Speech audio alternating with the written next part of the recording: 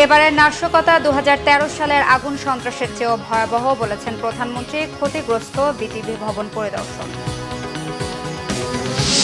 প্রতিটি হত্যার বিচার বিভাগীয় তদন্ত হবে বলেছেন ওবায়দুল কাদের। মুক্তিযোদ্ধাদের হৃদয়ে রক্তক্ষরণ সমাধানের আশ্বাস মুক্তিযুদ্ধ বিষয়ক মন্ত্রীর। নরসিংদীতে কারাগার সহ বিভিন্ন স্থাপনায় হামলা ভাঙচুরের ঘটনায় ১১ মামলা, পালিয়ে যাওয়া আরও এক জঙ্গি গ্রেফতার। উৎপাদনে ফিরেছে আশুলিয়ার শিল্প কারখানাগুলো, ব্যাহত উৎপাদন পুষিয়ে নিতে নানা পদক্ষেপ।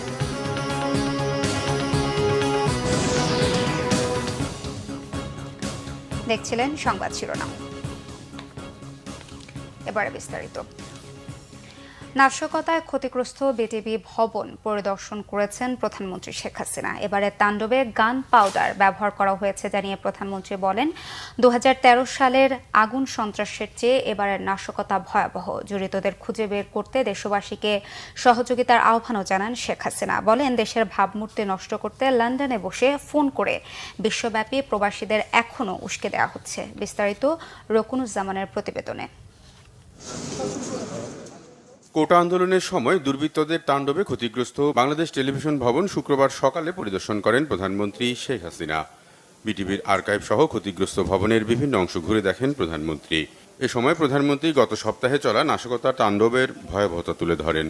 ২০১৩ সালে ওই বিএনপি জামাত মিলে শুরু করল অগ্নি সন্ত্রাস, কিন্তু সেই পড়ানোর থেকে এবারে পড়ানোর চরিত্রটা কিন্তু একটু আলাদা। এবারে তারা গান পাউডার ব্যবহার করেছে এবং নিমিষে সব পুরো একবারে ছাই, এবং সারা বাংলাদেশ থেকে এই সন্ত্রাসী এবং বিএনপি জামাত, বিশেষ করে শিবির, তারা ঢাকায় এসে ঢাকার ভিতরে ঢোকেনি, আশেপাশে থেকে এসে এইভাবে আক্রমণ করেছে ওই কোটা বিরোধী আন্দোলনের সূত্র ধরেই, যা মানুষের কাজে লাগে, মানুষের জীবনমান উন্নত করে, মানুষকে স্বস্তি দেয়। উন্নয়নের স্মারক সব স্থাপনার উপর হামলাকারীদের খুঁজে বের করতে জনগণের সহযোগিতাও চান প্রধানমন্ত্রী শেখ হাসিনা। যে এক্সপ্রেসওয়ে দিয়ে এয়ারপোর্টে মাত্র ১৫-২০ মিনিটের মধ্যে মানুষ পৌঁছাতো, 10 মিনিটের মধ্যে পৌঁছাতো, সেটাও বন্ধ। আবার সেই ট্রাফিক জ্যাম। আমি তাই দেশবাসীকেই বলবো, এই ঢাকাবাসীকেও বলবো, যে যাদের জন্য আজকে আপনাদের এই দুর্ভোগ, আমি তো করে দিয়েছিলাম, কিন্তু যারা এটা ধ্বংস করলো, আর যাদের জন্য এই দুর্ভোগ, যাদের জন্য আজকে বিদেশে বাংলাদেশের ভাবমূর্তি নষ্ট হচ্ছে, আমি তাদের বিচারের ভার এদেশের জনগণের উপরেই দিয়ে যাচ্ছি। আমি তাদের উপরে দিয়েছি যারা এদেশের মানুষের রুটি রুজির উপরে হাত দিয়েছে, রুটি রুজির পথ বন্ধ করে দিয়েছে। তাদের বিচার জনগণকেই করতে হবে, কারণ এদেশের জনগণই একমাত্র শক্তি। বিভ্রান্ত ছড়ায় কেউ কাউকে যেন কোনো রকম মিথ্যা অপপ্রচার চালিয়ে কাউকে যেন বিভ্রান্ত করতে না পারি। আসল সত্যটা জানুন, যারা এসবের সাথে জড়িত সারা বাংলাদেশের আনাচে কানাচে যে যেখানে আছে তাদের খুঁজে বের করুন, তাদের খুঁজে বের করুন এবং তাদের শাস্তির ব্যবস্থা করার জন্য সহযোগিতা করুন। আমি দেশবাসীর কাছে সেই আহ্বান জানাই। এখনও বিশ্বব্যাপী প্রবাসীদের উস্কে দিয়ে দেশের ভাবমূর্তি নষ্টের চেষ্টা চলছে বলেও সবাইকে সতর্ক করেন তিনি। লন্ডন থেকে নির্দেশ যায়, যেখানে যেখানে বাঙালি আছে সেখানে সেখানে আন্দোলন করতে হবে। আর এই আন্দোলন করতে যে তাদের অবস্থাটা কি, সারা পৃথিবী জুড়ে দেশটাকে একেবারে, এবং এখনও আরও অনেক জায়গায় টেলিফোন করে বলছে ওখানে আন্দোলন করো। এমন এমন দেশে আমাদের সেখানে ফোন করে আমাকে জানাচ্ছে, মেসেজ দিচ্ছে।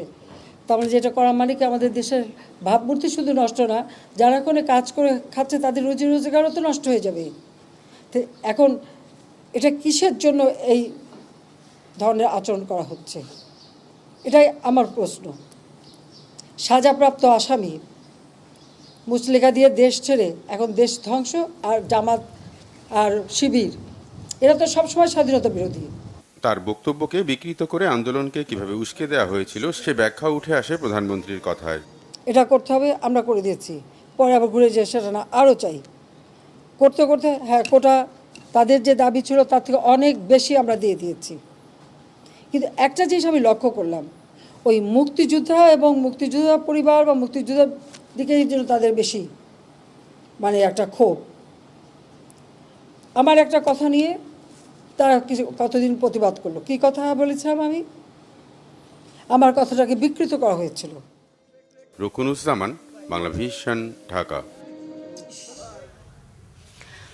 প্রধানমন্ত্রী শেখ হাসিনা বলেছেন, দল মত নির্বিশেষে যারা আহত হয়েছেন সবার চিকিৎসার ব্যয়ভার বহন করার পাশাপাশি তাদের আয় রোজগারের ব্যবস্থাও করবে সরকার। বিকেলে ঢাকা মেডিকেল কলেজ হাসপাতালে আহতদের দেখতে গিয়ে প্রধানমন্ত্রী একথা বলেন। কোটা আন্দোলনকারীদের সব দাবি মেনে নেওয়ার পরও সহিংসতা জঙ্গিবাদকে উস্কে দিয়েছে কিনা প্রশ্ন প্রধানমন্ত্রীর। সরকার প্রধান বলেন, জঙ্গিবাদ জুলুমের হাত থেকে দেশের মানুষ যাতে মুক্তি পায় সেজন্য সব মানুষকে ঐক্যবদ্ধ হয়ে দুষ্কৃতিকারীদের খুঁজে বের করতে হবে। প্রধানমন্ত্রী আরও বলেন, জামাত, শিবির, বিএনপি, ছাত্রদলের কর্মীরা হামলা করেছে, এদের মধ্যে কোনো মনুষ্যত্ববোধ নেই, দেশের প্রতি কোনো দায়িত্ববোধ নেই। সরকারি অনেক প্রতিষ্ঠান ধ্বংস করে ফেলা হয়েছে বলেও মন্তব্য করেন প্রধানমন্ত্রী। আমি তো আমার সব হারাইছি, বাবা আমার ভাই সব হারাইছি। আমি তো জানি মানুষের হারানোর বেদনা কি, আমার থেকে আর কেউ বেশি চায় না। আমি চাচ্ছিলাম দেশের শান্তি থাকবে, দেশের মানুষের উন্নতি হবে, দেশের মানুষ সুন্দরভাবে বাঁচবে। আমি সব দিকে ব্যবস্থা করেছি। আর মনে হলো যেন মানুষের সেবা করার যা যা সবই নষ্ট করবে, সবই ধ্বংস করে দেবে, সবই পোড়াবে। এই জামাত, শিবির, বিএনপি, ছাত্রদল তারা এই সুযোগটা নিয়ে, কোটা আন্দোলনের সুযোগটা নিয়ে সারা দেশব্যাপী এই ধ্বংসাত্মক কাজ করে যাচ্ছে। চিকিৎসার জন্য যা যা প্রয়োজন সরকার করে যাচ্ছে এবং করবে। চিকিৎসা শেষে তাদেরকে অন্তত তাদের আয় রোজগার ব্যবস্থা যাতে হয় সেটাও আমরা করব। আওয়ামী লীগের সাধারণ সম্পাদক ওবায়দুল কাদের বলেছেন, শিক্ষার্থীদের আন্দোলনকে পুঁজি করে বিএনপি, জামায়াত, উগ্র, বাম ও বিদেশিদের সরকার উৎখাতের ষড়যন্ত্র সফল হতে দেয়া হবে না। চলমান পরিস্থিতি নিয়ে আওয়ামী লীগের সভাপতির রাজনৈতিক কার্যালয়ে সংবাদ সম্মেলনে একথা বলেন তিনি। ওবায়দুল কাদের আরও বলেন, শিক্ষার্থীরা দেশবিরোধী হামলায় জড়িত নয়। অবৈধভাবে ক্ষমতায় যেতে বিএনপি, জামায়াত ও বিদেশি শক্তি এই হামলা করেছে। প্রতিটি হত্যার বিচার বিভাগীয় তদন্তের পাশাপাশি জড়িতদের শাস্তি নিশ্চিতের কথাও জানান তিনি। বিএনপি, জামায়াত এখনও ঘাপটি মেরে আছে বলেও দাবি করেন ওবায়দুল কাদের।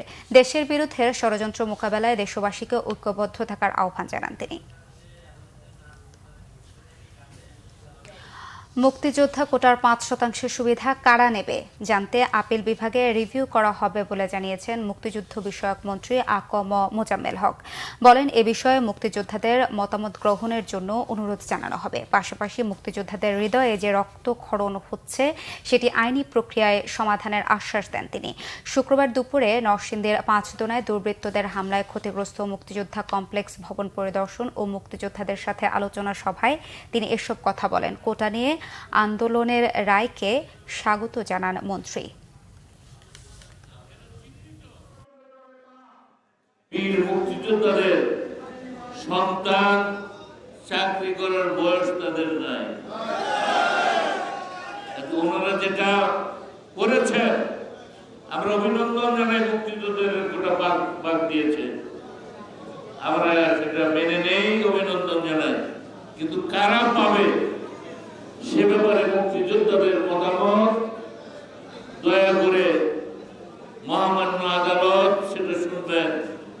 আমরা ইনশাআল্লাহ সে ব্যবস্থা করবো, কারণ এটা রক্তক্ষরণ হচ্ছে মুক্তিযুদ্ধের ভিতরে।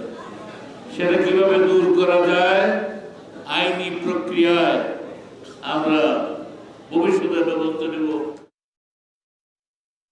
সকাল ৮টা থেকে বিকেল ৫টা পর্যন্ত কারফিউ শিথিল থাকায় রাজধানীতে আজ সকাল থেকে স্বাভাবিকভাবে যানবাহন চলাচল করছে। মানুষের আনাগোনা বেড়েছে রাস্তায়। তবে ছুটির দিন হওয়ায় গত 2 দিনের তুলনায় যানবাহন চলাচল কিছুটা কম। বেলা বাড়ার সাথে সাথে তা কিছুটা বেড়েছে। প্রাইভেট কার, সিএনজি, অটোরিকশার পাশাপাশি চলছে গণপরিবহনও। দোকানপাট, মার্কেটও খুলেছে। রাজধানীর গুরুত্বপূর্ণ পয়েন্টগুলোতে সতর্ক অবস্থানে রয়েছে আইনশৃঙ্খলা বাহিনী। ঢাকাসহ 4 জেলায় আগামীকাল শনিবারও একইভাবে 9 ঘণ্টা কারফিউ শিথিল থাকবে বলে জানিয়েছে স্বরাষ্ট্রমন্ত্রী আসাদুজ্জামান খান কামাল। এদিকে কোটা সংস্কারের দাবিতে আন্দোলন চলাকালে সহিংসতায় যারা নিহত হয়েছেন তাদের আত্মার মাগফিরাত ও আহতদের সুস্থতা কামনায় আজ বাদ জুমা দেশের সকল মসজিদে দোয়া ও মোনাজাত করা হয়। মন্দির, গির্জা, প্যাগোডা সহ বিভিন্ন ধর্মীয় উপাসনালয়েও প্রার্থনা করা হবে। প্রতিদিনের কয়েক ঘন্টা কারফিউ শিথিলে সারা দেশের জনজীবনে কিছুটা স্বস্তি ফিরেছে। আস্তে আস্তে স্বাভাবিক হতে শুরু করেছে বন্দরের আমদানি রফতানি কার্যক্রম। ময়মনসিংহে সকাল ৮টা থেকে সন্ধ্যা ৬টা পর্যন্ত কারফিউ শিথিল করা হয়েছে।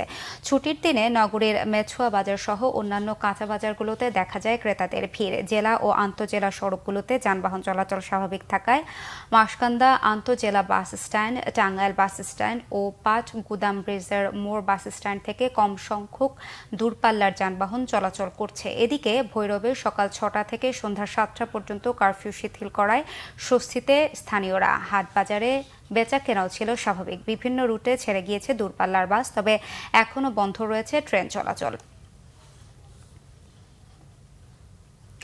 নরসিংদীতে জেলা কারাগার সহ বিভিন্ন স্থাপনায় হামলা, ভাঙচুর, অগ্নিসংযোগের ঘটনায় ১১টি মামলা হয়েছে। পালিয়ে যাওয়া আরও এক জঙ্গিকে গ্রেফতার করেছে পুলিশ। পুলিশ জানায়, সহিংসতা মামলায় ১৮৪ জন ও জেল পলাতক ৯ জঙ্গির মধ্যে ৪ জনকে গ্রেফতার করা হয়েছে।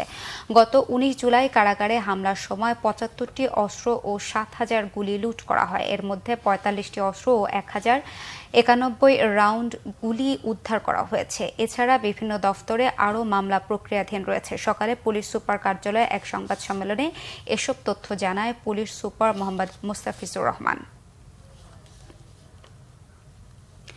সহিংসতার আশঙ্কায় ৪ দিন বন্ধ থাকার পর উৎপাদনে ফিরেছে আশুলিয়ার শিল্প কারখানাগুলো। নিরাপত্তার চাদরে কাজ করছেন শ্রমিকরা। বন্ধ সময়ে ব্যাহত উৎপাদন পুষিয়ে নিতে নানা পদক্ষেপ নিয়েছে কর্তৃপক্ষ। আশুলিয়া প্রতিনিধি শেফালি মিতুর রিপোর্ট। দেশজুড়ে সহিংসতার ঘটনায় নিরাপত্তার কারণে ছুটি ঘোষণা করা হয় আশুলিয়ার সব পোশাক কারখানা। পরিস্থিতি কিছুটা স্বাভাবিক হলে বুধবার থেকে কারখানাগুলো খুলে দেয় মালিকপক্ষ। আবার কাজে ফিরতে পেরে খুশি শ্রমিকরা। কর্মস্থল কোনোভাবেই বন্ধ দেখতে চায় না তারা। কেউ কোনো কিছু ধরে বা কোনো কিছু বলে, আইডি কার্ড দেখালে ওরা কোনো সমস্যা না, ছেড়ে দেয়। ফ্যাক্টরি খুব বন্ধ থাকলে আমার ফ্যামিলির অনেক সমস্যা হয়ে যায়। বাসা ভাড়া দেওয়া, খাওয়া, স্কুল আর মাদ্রাসায় টাকা দেওয়া, অনেক সমস্যা হয়ে যায়। কারখানা খোলা থাকলে ভালো লাগে, বাসায় ভালো লাগে না। ৪ দিনের ক্ষতি পুষিয়ে নিতে নানা পরিকল্পনা নেওয়া হয়েছে কারখানাগুলোতে। শ্রমিকরাও কাজ করছে ব্যাপক উদ্যমে। আমরা যখনই ওপেন করে দিয়েছি, তারা ফ্যাক্টরিতে এসে তাদের এই যে কর্মস্থলে আসতে পারার যে আনন্দটা এবং তারা যে কাজটা, তাদের যে এফিসিয়েন্সিটা আমরা নর্মাল টাইমে পেতাম, তার থেকে আমরা অ্যাটলিস্ট 20% বেশি পাচ্ছি। ওই দিনের সব কিছু স্টপ হয়ে গিয়েছে, সেখান থেকে ফিরে কিভাবে আসা যায় সেজন্য মালিকপক্ষ প্লাস ম্যানেজমেন্ট প্লাস শ্রমিক পক্ষ সবাই কাজ করছে। কারখানা এবং শ্রমিকদের নিরাপত্তার জন্য বিপুল সংখ্যক শিল্প পুলিশ মোতায়েন রয়েছে আশুলিয়ার শিল্প অঞ্চলে। আমরা পর্যাপ্ত পরিমাণ ফোর্স মোতায়েন করেছি। আমাদের প্রত্যেকটা এলাকা বেশ টহল পার্টি আছে। ইভেন যেহেতু কিছু কিছু ফ্যাক্টরিতে রাতেও কাজ হয়, সেই জন্য আমাদের রাতেও টহলের ব্যবস্থা আছে। কোটা সংস্কার আন্দোলন ঘিরে ব্যাপক সহিংসতার কারণে শুক্রবার মধ্যরাত থেকে কারফিউ জারি করে সরকার। উদ্ভূত পরিস্থিতিতে বন্ধ হয়ে যায় দেশের রপ্তানি আয়ের প্রধান খাত তৈরি পোশাক কারখানা। Bangla vision news desk. ঘটনাস্থলে গিয়েই জমিজমা সহ অন্যান্য বিরোধ নিষ্পত্তি করছেন পঞ্চগড়ের এক বিচারক। সচেতন করছেন বিচার প্রার্থীদের। এমন উদ্যোগে খুশি সাধারণ মানুষ। পঞ্চগড় প্রতিনিধি মোশাররফ হোসেনের তথ্য ছবিতে ডেস্ক রিপোর্ট। অসহায় ও দরিদ্র মানুষের জন্য সরকারের নির্ধারিত আইনি সহায়তা দিতে প্রত্যন্ত গ্রামে সশরীরে হাজির হচ্ছেন পঞ্চগড়ের সিনিয়র সহকারী জজ মোহাম্মদ আবু সাইদ। জমিজমা, নারী নির্যাতন সহ বিচ্ছেদে দায়ের করা মামলার জটিল বিরোধ সহজেই নিষ্পত্তি করছেন তিনি। এতে সাধারণ মানুষের কাছে আস্থার প্রতীক হয়ে উঠেছেন এই বিচারক। ঘরে বসে এমন বিচার পাওয়াকে নজিরবিহীন বলছেন স্থানীয়রা। ব্যতিক্রমী উদ্যোগে সুফল পেয়ে খুশি বাদী বিবাদীরা। এলাকা একটু গ্যামজাম বাড়ছে রাস্তা নিয়ে, এই জন্য আমরা লিগাল অভিযোগ করছি। অতএব আমরা গরিব লোক, আমরা যেহেতু ওদিক যাইতে পারি না, জজ যেহেতু নিয়ে যাচ্ছে ঠিকভাবে আমাদের বিচার আচার পেলে তো আমরা বিচার সুষ্ঠুভাবে পাবো। আমি এই প্রথম দেখলাম জজ সাহেব মাঠে এসে সুষ্ঠুভাবে বিচার করে। কোনো উকিলের কাছে যেতে হয় না, কোনো হয়রানি হতে হচ্ছে না। এই জন্য তদন্তটা উনি সুষ্ঠু যেহেতু করছেন, সুষ্ঠুভাবে বিচার পাবো বলে আমি আশা করছি। কোর্টে যদি যায় তাহলে কিন্তু ওখানে উকিল লাগবে, উকিলকে টাকা দিতে হয়, মুহুরিকে টাকা দিতে হয়, আবার আনুষঙ্গিক যদি দালাল থাকে ওদেরকে তো চা পান তো খাওয়াইতেই হবে, আবার পকেটের মধ্যে টাকাও দিতে হয়। কিন্তু এই স্যার অন্যরকম। উনি কারো কাছে 10 টাকাও নেবেন না, অথচ নিজে পুলিশ নিয়ে এখানে চলে আসছেন নিগাল কাজ করার জন্য। স্থানীয় জনপ্রতিনিধিরা বলছেন, এই বিচারকের মাধ্যমে তড়িৎ সেবা পাচ্ছেন বিচার প্রার্থীরা। দিনের পর দিন আদালতের বারান্দায় ঘুরতে হচ্ছে না, হয়রানিও হতে হয় না। এখানকার মানুষকে যেভাবে উনি বোঝানোর চেষ্টা করেছেন, লিগ্যাল এইডস এবং আইনের সহায়তা দেওয়ার ব্যাপারে উনি যতটুকু মানুষদেরকে বুঝিয়েছেন, মানুষ অত্যন্ত খুশি এবং ইতিপূর্বে আমরা এটা কখনো দেখি নাই। বিরোধপূর্ণ জমি পরিদর্শন করে আইনি বিভিন্ন বিষয়ে নানা পরামর্শের পাশাপাশি সমাধানও দিয়ে দিচ্ছেন সিনিয়র সহকারী জজ। যারা এই পঞ্চগড়বাসী রয়েছেন, প্রত্যেক নাগরিক সম্পূর্ণ বিনামূল্যে এই জেলা লিগ্যাল এইড অফিসের মাধ্যমে আইনগত পরামর্শ পেতে পারেন এবং আইনগত তথ্য পেতে পারেন। গত 2 মাসে তার মধ্যস্থতায় 80টি মামলা নিষ্পত্তি হয়েছে।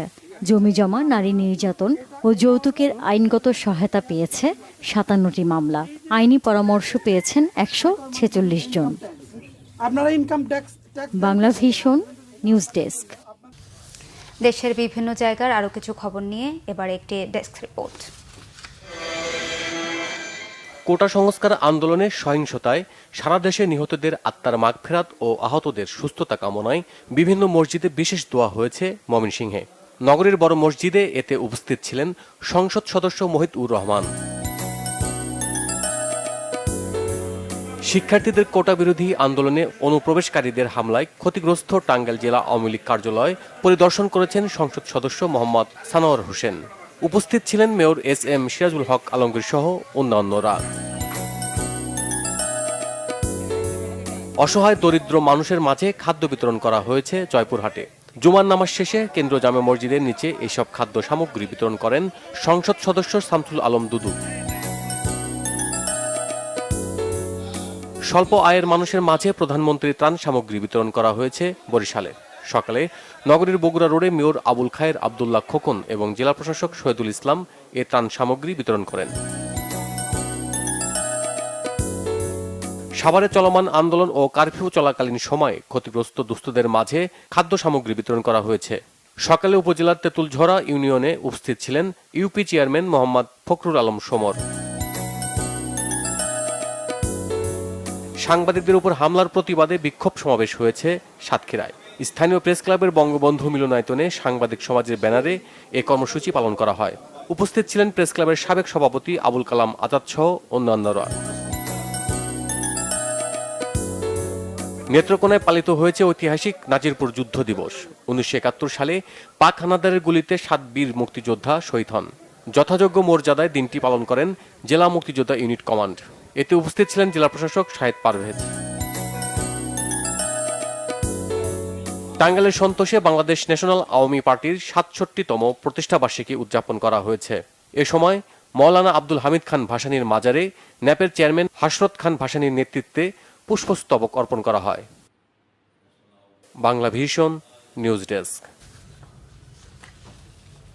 সংবাদ শেষ করব শিরোনামগুলো আরেকবার জানিয়ে। এবারে নাশকতা 2013 সালের আগুন সন্ত্রাসের চেয়েও ভয়াবহ বলেছেন প্রধানমন্ত্রী। ক্ষতিগ্রস্ত বিটিপি ভবন পরিদর্শন। প্রতিটি হত্যার বিচার বিভাগীয় তদন্ত হবে বলেছেন ওবায়দুল কাদের। মুক্তিযোদ্ধাদের হৃদয়ে রক্তক্ষরণ সমাধানের আশ্বাস মুক্তিযুদ্ধ বিষয়ক মন্ত্রীর। নরসিংদীতে কারাগার সহ বিভিন্ন স্থাপনায় হামলা ভাঙচুরের ঘটনায় 11 মামলা, পালিয়ে যাওয়া আরও এক জঙ্গি গ্রেফতার। উৎপাদনে ফিরেছে আশুলিয়ার শিল্প কারখানাগুলো, ব্যাহত উৎপাদন পুষিয়ে নিতে নানা পদক্ষেপ।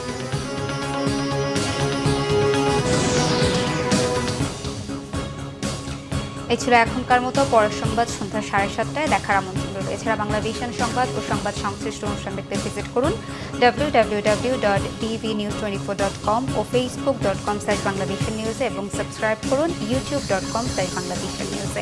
এতক্ষণ সাথে থাকায় ধন্যবাদ সবাইকে।